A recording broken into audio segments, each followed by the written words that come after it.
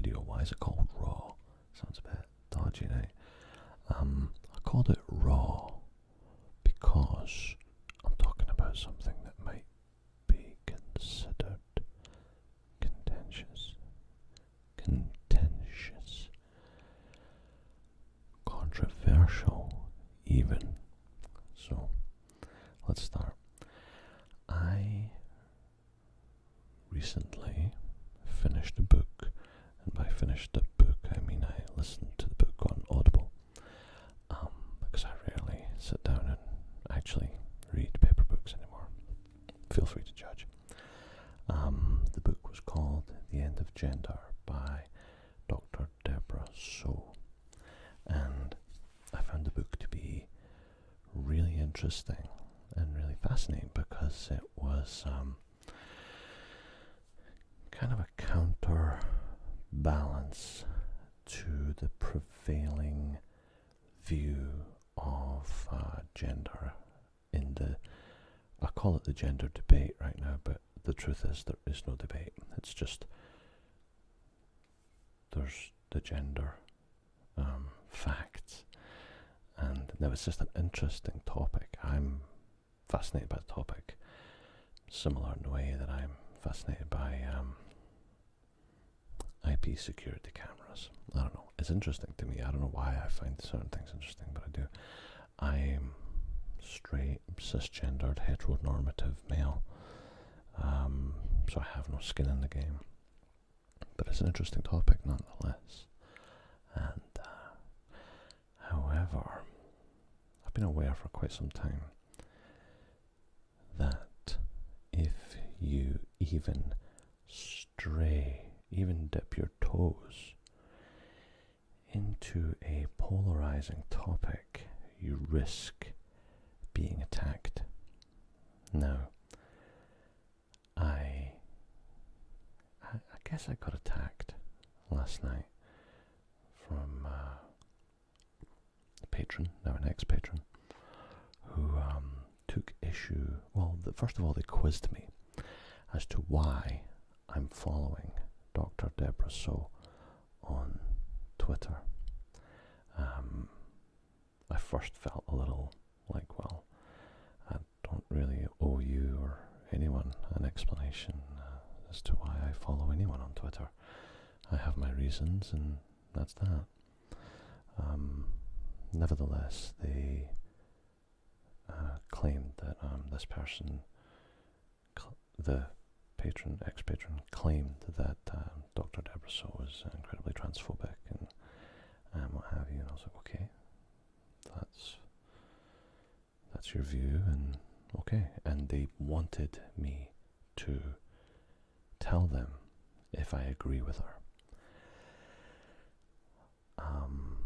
And I wouldn't do that. I wouldn't agree or disagree, because I reject, well, first of all, I reject being attacked for no reason, especially when it appears to be coming from a very activist, guilty by association perspective. So I approached it in such a way, which is the truthful way, that it's an interesting topic, it's fascinating, and I wanted to learn more about it, so I read the book. And then I followed her on Twitter, as I follow lots of people on Twitter. And much like you cannot be responsible for the external links, I can't be responsible for other people's Twitter feeds. You know, it's nothing to do with me. Nevertheless, this person didn't want to confront Dr. Deborah So about what they considered to be bigoted tweets. They wanted me to answer for it, which is very odd. So I debated with them for a while. I didn't really debate them. I tried to debate them, but they just wanted me to say if I agreed with their views or not. And I was like, I'm not going to do that, because I don't know all of their views. I know the book, and the book I thought was very balanced. For those of you who don't know, Dr. Deborah So is a Canadian former academic sexologist who studies gender and sex, and it's really interesting stuff, but comes from a more biological perspective, and in the attempt to debunk so-called myths around gender. Now, like any book, just because you pick up a book off the shelf and read it, and I thought this was a universal rule, that that's allowed, and because you read it, you're not in cahoots with them. But this person seems to think that is what that means, and that if you read a book from someone and then follow them and have the audacity to consider that book to be fascinating, then you are also a bigot. Which is a real shame, because I know I'm not a bigot, and this person is damaging their own cause. And the odd thing is, I think we're mostly on the same side on most of these things. And here's why the Deborah So thing's so fascinating. If you listen to her book and her bio, she is about as left-wing as they come.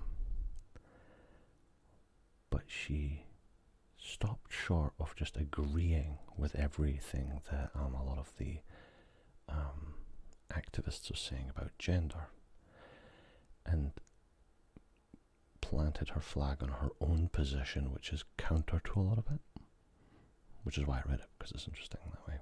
I like things like that. And so they tried to deplatform her. And even though she lays out her credentials pretty well in the book, and she sounds to me as maybe even further to the left than I am on some issues, she has essentially now sought refuge in the arms of the right. And that's why it's so fascinating. You've got this person who, by all accounts, seems pretty reasonable. And I think they're pretty reasonable, but at least the book was reasonable. I don't know, maybe she said other stuff, but I can't take responsibility for what other people say. But what I really find interesting is the book itself, and the fact that a left-winger seeks refuge on the right. Like, that is counter to everything that those people in the left are fighting for. And I hate the label the left. I hate calling it the left, but I seem stuck with it. It's just a label that people seem to have adopted. I'm from the UK, and the UK left is very different from the North American left, certainly different from the US left. So it does vary from region to region and country to country, so it's important to clarify and debate people's positions on things without jumping to conclusions. This person would not, the person on Twitter last night, would not consider that. They wanted to know if I agreed with this person's whole life. Now, they were angry, obviously biased, passionate, and standing up for their cause, which is honourable and great. But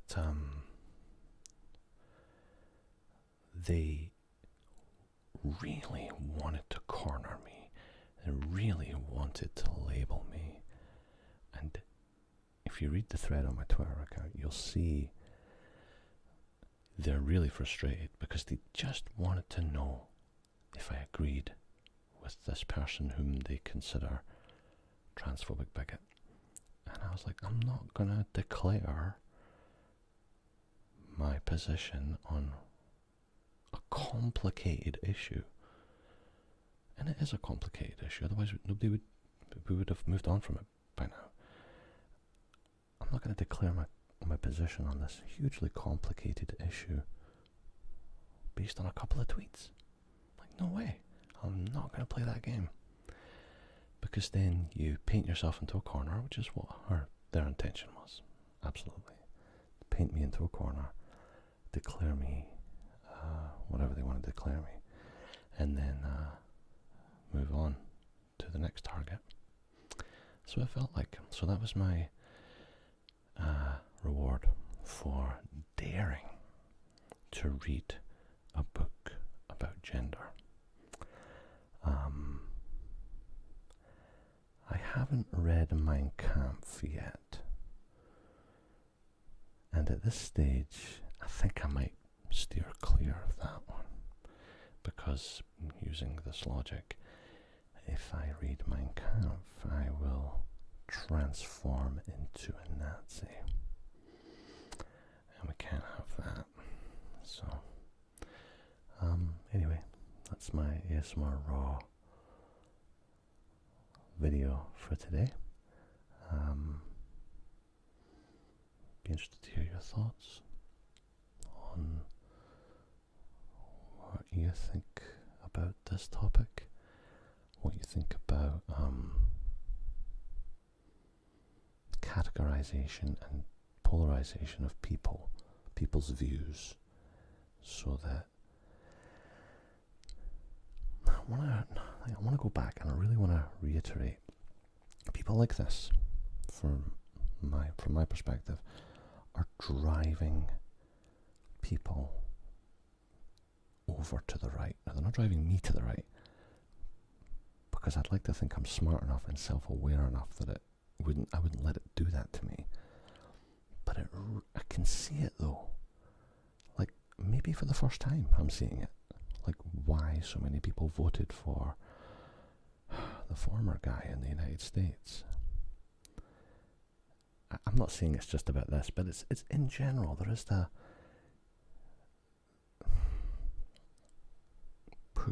pushing people, and the human's natural reaction is to say, well, screw you, then I'm going to go over here with these guys. And that does seem to be manifesting itself a lot. And they're damaging their own cause by doing it. So, at least that's what I think. But here's the thing. Next week, next month, next year, I might change my mind. I might think, you know what, I was wrong about that. And that's okay too. You're allowed to be wrong. You're allowed to learn. That's why I read that book, because I like to learn stuff.